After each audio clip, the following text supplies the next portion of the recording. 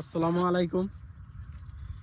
এখন একটা আমি জিনিস দেখাবো। সত্যি এই জিনিসটা আমার ছোটোবেলার কথাগুলি মনে পড়ে যায় এই জিনিসটি দেখলে। এই যে মূলত এই কসকুটির ফুলটি আমাদের গ্রাম্য ভাষায় বলে যে ফেনার ফুল, আর অনেকজনে বলে যে কসকুটির ফুল। এই ফুলের সাথে জড়িয়ে আছে ছোটোবেলার স্মৃতি।